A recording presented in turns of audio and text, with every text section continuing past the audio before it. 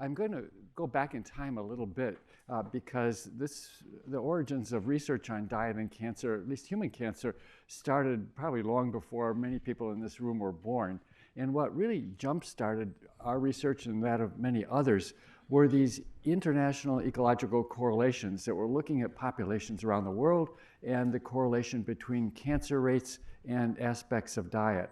And this slide was shown innumerable numbers of times, the correlation between dietary fat and breast cancer, and the similar slides for several of the other major cancers as well. And there was a super strong correlation. And there was some animal work, a little bit, to back this up. And that combination of data, these ecological correlations and a few animal studies, really drove dietary recommendations at that time. And during the 80s and 1990s, the major recommendations for the US and around the world were to consume low-fat diets, load up with carbohydrates, because we wanted to bring people down to the rates of cancer that were being experienced in countries like Japan and low-income countries around the world. But as epidemiologists, we realized there was huge potential for confounding. You could draw the same kind of figure for socioeconomic status, national income, number of cars per capita, things like that. You get the same correlations. So we and some others started some long-term epidemiologic studies, largely motivated by that. But there were also some key studies that looked at migrating populations that migrated from low-income countries like Japan, there on the left, and when they went to live in, those populations went to live in Hawaii, the first generation breast cancer rates really jumped up, and by the second generation, the rates had come up to those of European Americans, and third generation actually maybe going a little bit higher, if anything. And so this was really it's proof that there's something about the environment. Non-genetic factors, really important to remember. These cancers are not primarily, the cancer rates are not primarily determined by genetics. There's something else, and we'd like to understand what it was that was underlying these correlations and driving up the rates of people who came to live in the United States or the rest of the Western countries. So at about that time, I was working on the Nurses' Health Study, started by Frank Spicer in 1976 to look at oral contraceptives and breast cancer. This was 120,000 women. And I realized in 1977, I was a doctoral student at Harvard in epidemiology.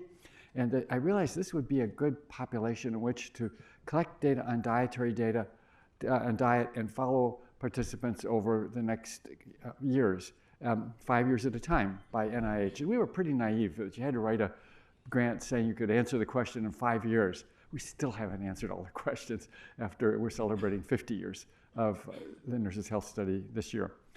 But the first step was, how do you measure diet in large populations? Some people said it was impossible, but I suspected it wasn't. So a lot of our work has been methodologic work over this time, looking at how well we measure diet, knowing we could never measure it perfectly, but could we measure it good enough? And so the basic structure of what a lot of what I will show you is based on the repeated measures of diet every 4 years as we've gone along in time. And along the way, we're collecting data, of course, on everything else we could imagine that might influence risk of cancers and other diseases. Toenail clippings for trace element analyses, blood samples with DNA, urine samples along the way. We collect tumor tissue from incident cases of cancer, particularly breast and colorectal cancer. So we know a lot about people in these studies. We've learned a lot. I also want to mention that there's a large number of people who have contributed to this work over time. It started by Frank Spicer. Bernie Rosner's been our statistician since the beginning. I don't have time to mention really literally hundreds of people who have contributed to this work from many disciplines. And it's really now a platform for different people to look at various questions, health-related questions, way beyond cancer. And Andy Chan's among the participants. You'll get to hear from Andy later today. But what's really unique about these studies are the repeated measures of diet over time. There's really no other large populations in the world that have that. So contrary to expectation, when we looked at dietary fat and breast cancer, this is what we saw. You could not have a more null study than this. And this was controversial, but we actually set up a pooling project to pull together the data on diet and cancer from all the large cohort studies from around the world. David Hunter led this effort. And again, this is with 5,000 cases of breast cancer. By this time, you could not have more flat results than this. And of course, this was really controversial because the whole dietary guidance system, policies building on that were invested in the belief that low fat was the way to go, and which meant, of course, high carbohydrate intake. Because of the controversy, a large study, the Women's Health Initiative study, was set up, probably the most expensive study ever done. I've never seen really a full costing of it, but I know it's way over $2 billion to test this hypothesis that reduction in fat intake would reduce breast cancer risk. And after 7 years of follow-up, there was a slight but not significant effect of this dietary intervention on breast cancer incidence. That in some ways should have settled the question, but still people argue that, well, maybe if it went on longer, you could find something, but they followed people more, it got even more null. It really didn't show any real effect of this dietary intervention. But the dirty little secret is that they didn't test the hypothesis. And this was published separately a few years later. If you look at HDL triglycerides and triglycerides in the blood, we know on low-fat diets, HDL cholesterol goes down and triglycerides go up. And all the way through the study, there was absolutely no effect on triglycerides or HDL cholesterol, which means they really didn't test the hypothesis. There might have been a little difference in fat intake, but clearly there was no major difference in fat intake during the follow-up. And this is really sobering because it's an example of why, in fact, we said at the beginning the study shouldn't be done because it was not likely to test the hypothesis. It's really difficult to assign people randomly to big dietary shifts and keep them there for many years. You can do short-term studies over months, maybe a year or so, but that's really been pretty much a failure with one exception when people have tried to do these long-term dietary interventions in big populations. So how are we going to study diet and cancer if we're not going to do it by what's called the gold standard study? One new opportunity that's come along are genetic risk scores and using that as Mendelian randomization. I think probably you're mostly familiar with that. So this is looking at the genetic risk score for adiposity or obesity and risk of breast cancer. And the score is actually a pretty good predictor of body mass index. But this is what was seen, that for premenopausal women and childhood obesity, there was basically an inverse association. But for postmenopausal women, also an inverse association by the genetic risk with the genetic risk score. So is this real? Well, again, this is a demonstration why you have to be really careful using these genetic risk scores as Mendelian randomizations. Actually, it's right for, as it turns out, for premenopausal women. And this is what we first saw when we looked at premenopausal BMI and premenopausal breast cancer. Really strong inverse relationship. I was really surprised, but this has been reproduced by everybody who's looked at it now. There's no question that before menopause, there's a very strong inverse relationship between body mass index and risk of premenopausal breast cancer. And that's probably the biggest paradox that still exists in my work. I have some hints about what that might be, but they're hard to test. What's missed, though, is this, and we know that there's massive evidence that postmenopausally BMI is positively related to breast cancer risk. So why did the Mendelian randomization get it wrong? It's because the weight gain during adult life is related to postmenopausal breast cancer, and the weight gain is due to mostly environmental factors, not genetic factors, which are obviously missed by the genetic risk score. But it turns out that early life BMI is related to lower risk of breast cancer for the rest of a woman's life. And that's why the genetic risk score is giving an answer in the opposite direction, even for postmenopausal breast cancer. So just like most tools, they're not perfect. Use them with care. Well, what about plasma levels? We could just measure blood levels or levels in other tissue. Well, sometimes that's good, but again, it doesn't always work the way we think it does. It's very simplistic, that obviously what we eat, there's variability in absorption, there's variability in metabolism. For something that's really important, there's a lot of homeostasis. Your sodium intake can go way up and way down. Your blood level is flat because it's so important. That's true for a lot of things in nutrition as well. But you can even get answers again in the wrong direction. For example, if there's a block in the metabolic pathway, you can be having your nutrient build up in the blood level while you're actually deficient downstream. So like we see that with folic acid in colorectal cancer. You see that looks like folic acid is bad for colorectal cancer, when in fact we see an inverse relationship with diet. So what most of our large cohort studies is evolved to has been what we call a semi-quantitative food frequency questionnaire that we use for assessing diet. And this asks the simple questions for each food listed. Fill in the circle indicating how often, on average, you have used the specified amount during the past year. And then we have a list of foods. This is just the first section. It goes on to roughly 130 foods, and it's a multiple choice question. This is an optical scan questionnaire. We're doing it online at present. And a couple of big advantages of this is that it's really low cost. Here with optical scanning, it was down to about $2 per person. Online, it comes down to be really cheap, and also to enter the data and analyze, which was, when on paper and pencil, that was a costly process. The real question is, how well does this work? And we've spent a lot of time looking at that issue, again, understanding that we could never measure diet perfectly. So we've done several validation studies, and this is the most recent. This is about 1,300 men and women that were studied in great detail. We collected from each person, first the food frequency questionnaire and then the second food frequency questionnaire over a 1-year period. And during that period, we collected 2 7-day weigh diet records where participants weigh and measure everything that they eat for 2 one-week periods over time. We have 4 24-hour recalls. We have 2 fasting blood samples, 4 24-hour urine samples, so we can look at dietary intakes from multiple different dimensions or perspectives. And it's a huge amount of data coming out of that. But the bottom line is these are the correlations between, for about 40 plus nutrients related to the diet records. The correlations are about, for women 0.61, for men 0.65, which are, in epidemiology, that's good enough.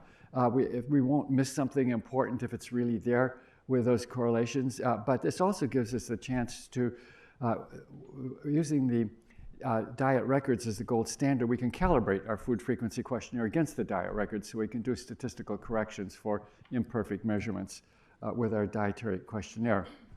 It also, in this study, we were able to look at the relative validity of the different methods, and that's important. It's a little bit different depending on the nutrient, but beta-carotene is pretty representative here. So this is, we'll leave as a independent measure the blood level of beta-carotene. The best predictor is, in the correlations, 0.58 is as we expected, 2 weeks of weigh diet record. And 1 week is almost as good as 2. We're sort of approaching asymptotically a plateau there. But 1 week of weigh diet records about as good as 1 or 2 food frequency questionnaires or 1 food frequency questionnaires. And that's pretty impressive because the cost of a weigh diet record is first very burdensome to the participant, and it's also well over $1,000 to collect that data and analyze it. So there's good reason why we've gone to the food frequency questionnaire. But also, if you're going to assess diet, it's got to be something that's easy and cheap enough to do it repeatedly over time, because even if you have a perfect measure this year, it's not a perfect measure 2 years or 10 years from now. That's why we do the repeated measurements. You can also use something called the method of triads. I'm not sure if people are familiar with that, but it's a nice little way to look at data. If you can have 3 independent measures of a dietary factor, knowing that none of them are really true intake. This is a latent variable. This is a true intake. By triangulation, you can estimate the correlation of each of these with true intake, just with simple equation. And so our food frequency questionnaire, the estimated correlation with true intake, because our gold standard we know has measurement error still, that's 0.78. That's really close to the 7-day weigh diet record for 1,000 times greater cost. And the biomarker does about the same, but definitely not better. It's got its own sources of error. Now, how can it be that something is cheap and simple and sounds like, maybe I'm sure to everybody here, primitive, like this dietary self-reported questionnaire which people criticize, how can it work so well? The basic reason is it's interrogating a pretty powerful organ here called the brain. And colleagues over at Harvard tell me there's 8 billion neurons and 100 trillion connections in the brain. And it's pretty useful to take advantage of that powerful organ. It can do a whole lot more than any wearable sensor, anything that you can put on somebody, because it's, when you ask about the past year, there actually has been a lot of information put into the brain during the past year. It's been organized, smoothed out in ways that we don't totally understand, but we're basically trying to pull out of the brain as much as we can, knowing that there are some biases, but the critical issue is not bias related to disease. That's why we collect the data before we look at the outcome. So why do we need the repeat measurements? This is looking at dietary fats and mortality. This is what we see with our repeated measurements over time. Really strong relation with trans fat. It's illegal now. Saturated fat, increase in risk modestly. MUFA, very strong relationship with polyunsaturated fat. But if we only use the baseline measurement, this is what we see. We completely miss trans fat, miss saturated fat, move in the wrong direction a little bit of a weak association with PUFA. So these repeated measurements are really important. Time and latency is also really important. Cancers just don't pop up overnight. They develop over decades. And this is looking at folate and colorectal cancer, for example. It wasn't until we got out to about over 12 years of follow-up that we could see a significant inverse relationship with cancer. And a lot of studies, like even the women's health study, 7 years, that's really a very short time in the development of cancer. Even if there is an effect, it could be missed by easily with a study only going 7 years. Also, the time of life is important. For meat and many other factors for postmenopausal, we really don't see much of a dietary relationship. But if we look at adolescent intake, we actually do see an association between meat intake and breast cancer. And for a number of aspects of diet for breast cancer, we see that adolescent diet looks like it's more important. We actually got at adolescent diet retrospectively in Nurses Health Study 2, asking people to fill out what they ate during high school, and we validated that in various ways. But it looks like there's windows in time that are really critical to look at. And late in life, we're looking at issues like cognitive function, but still some of those origins of cognitive decline are earlier in life. Well, that's a quick run of my epidemiology, nutritional epidemiology course. If somebody wants to come over and take it, that's a full semester course, but that's basically boiled down. The bottom line is we use various tools. All the tools I described, we are using Mendelian randomization, biomarkers, dietary questionnaires, but each one of them has its strengths and weaknesses that we have to consider. So what do we learn since the 1970s? First, that adult intake of dietary fat is minimally, if all, it's related to breast cancer. You can never prove the null, but with massive data, we just don't see anything there. What has emerged is that adiposity is a major driver of many cancers. This is a list of various cancers from the American Cancer Society study, and the list is pretty long. I won't go through all of them, but certainly postmenopausal breast cancer, as I mentioned, colorectal cancer, pancreatic cancer, and in women, uterine cancer actually has the strongest relationship. And the mechanisms differ from these. We don't understand all the mechanisms, but for breast cancer, postmenopausal breast cancer, it's mainly estrogens that are strongly associated with increasing adiposity. The other big factor that we knew was related to some cancers was alcohol, But this is alcohol and breast cancer, which we published in the 1980s, and it's just starting. People didn't like to hear this. I think it was sort of repressed, but it is important, and it's in the last few years has gotten more attention. This is from our pooling project, where we pulled together the large cohort studies from around the world, and pretty much linear relationship between alcohol intake and breast cancer. We did go back in 2007 to look at this in more detail than we had when we first published this, to look at the dose-response relationship, and we could see an increase here. It's not big. It's about a 15% increase compared to never drinkers, but for 5 to 10 grams a day, that's about half a drink a day. So even at quite low levels, we are starting to see an increase in risk, and it's pretty linear up to at least 3 or so drinks per day. Beyond that, we just don't have too much data. Also, we've learned for breast cancer that the causes for ER-negative and ER-positive breast cancer are quite different. And we've looked a lot to try to find out what is driving those huge differences in breast cancer incidence across countries. Body adiposity is a big driver, and use of postmenopausal hormones is another big driver. But for ER-negative, this is looking at vegetable intake, and vegetable and fruit intake gives about the same. We do see an inverse relationship with ER-negative breast cancer, but not with ER-positive breast cancer. And the picture is emerging. It looks like ER-positive breast cancer is just so hormonally driven, it's overriding almost everything else.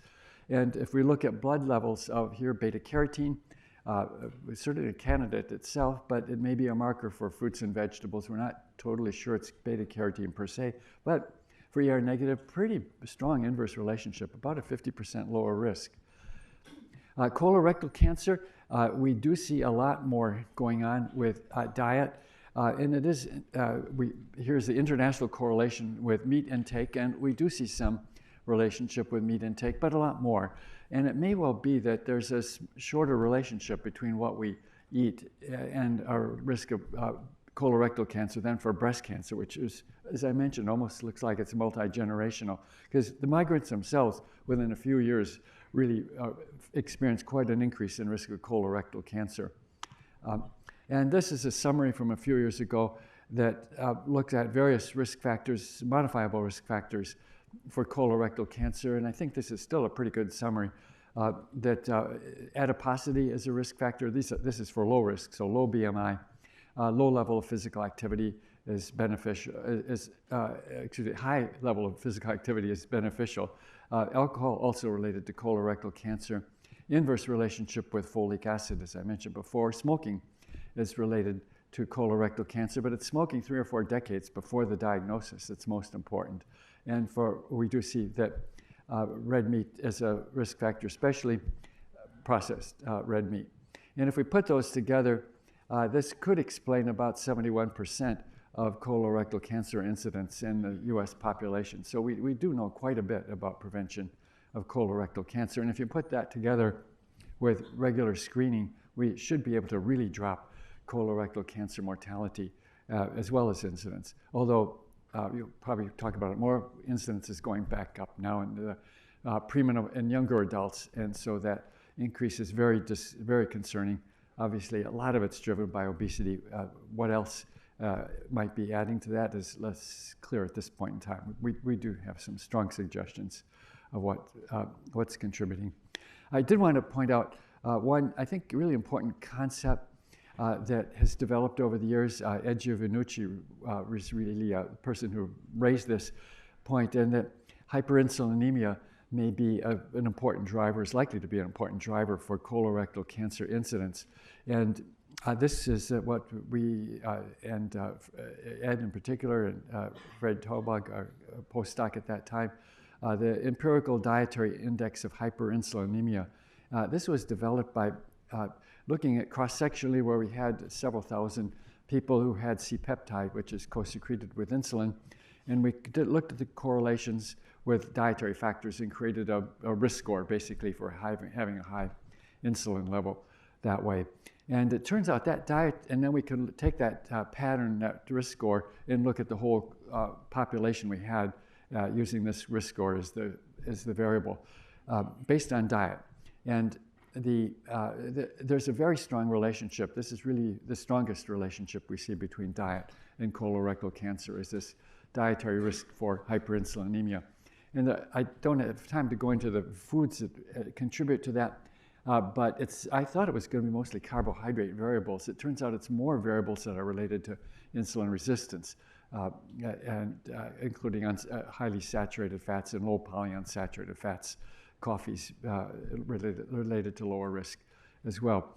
So I think this is really important, and it's become, I think, pretty accepted at this point in time, but it really does point to colorectal cancer being a metabolic disease, as well as, obviously, the mutations underlie it, but what's probably driving these big differences across populations is not mutations, but difference in metabolic status. This is a summary put out recently by the World Cancer Research Fund, looking at different cancers and then different aspects of diet. And basically, where you see a lot of vertical lines here, this is alcohol and adiposity here, as I was just emphasizing. And where you see horizontally a lot of data, that's colorectal cancer. And there's impacts of diet, beneficial, preventive, or positive for a lot of other cancers as well. But in the big picture, what we have learned is that for cancer, extra body weight and adiposity, and then factors contributing to hyperinsulinemia, which are overweight and physical inactivity, most importantly. Just to step back and look at total health, I was asked to take a look at that. Too, I was co-chairing the Eat-Lancet Commission, which was looking at how to feed the world a healthy and sustainable diet. We issued our reports in 2019 and 2025. This is a brief description of the plate that came out of that, and that was a 3-year review of all the major food groups.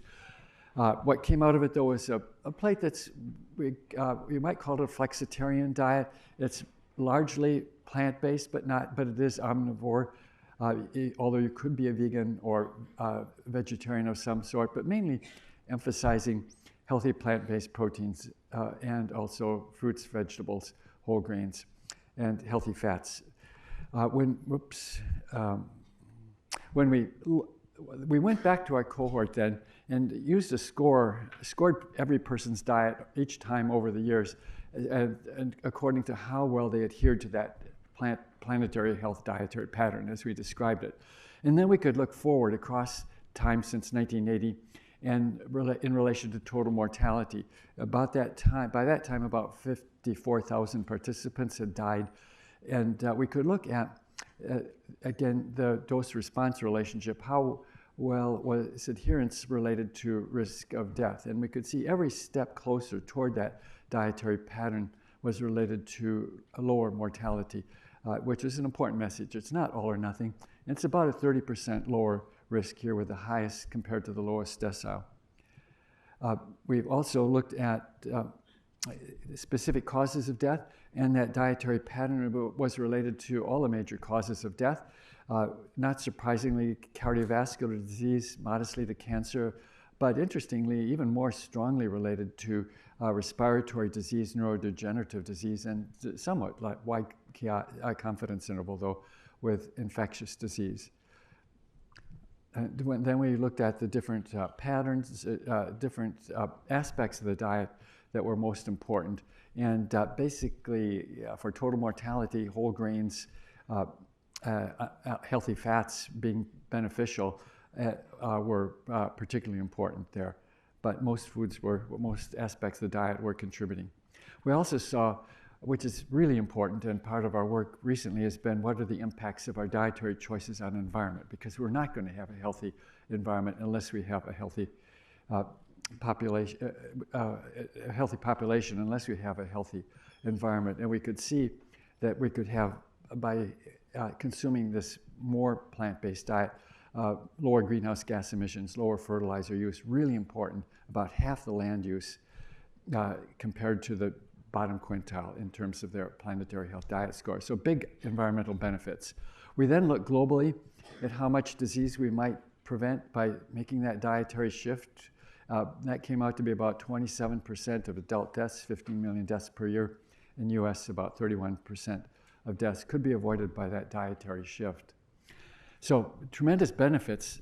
We still have a lot to learn, but we can already see the general direction, the broad direction in which we can go. And both for planet and human health, there can be wide benefits that can be enormous.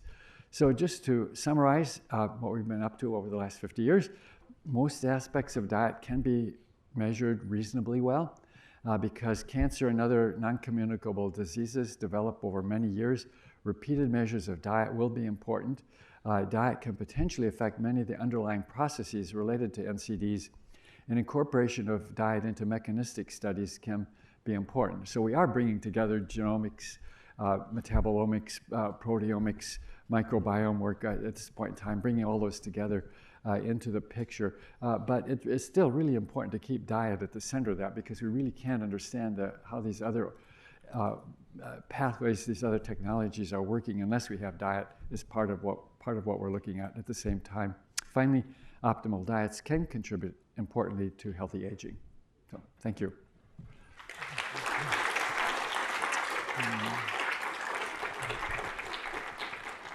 Do I have a minute or two? Do we have time for questions? Yeah, one or two? Yeah. First question? Yeah. Okay. Thank you for your great talk. So you just mentioned red meat intake is related to the risk of breast cancer and CRC. So is it possible due to the contamination of red meat, the food security problem, like toxic substances, antibiotics, and other toxic additives to the veterinary process, like heavy metals or something dangerous for the intake of human? It's not due to the composition of red meat, like proteins and fats. I couldn't quite, I'm getting a big echo here. What was the question? Did you hear that? I did not hear it very well. Yeah, somehow the hearing, the echoing is bad. Could you say it in a really simple way? Okay. Is the food safety is the cause of red meat intake problem, or food composition itself affect? Food safety is so food safety of red meat intake. How much does that contribute? Yeah. Oh, yeah. Well, yes. It is very complex. The safety of red meat, food safety of red meat is important. I think in terms of microbial safety, probably pretty good in this country. I mean, the food science and just microbial contamination is pretty well controlled here.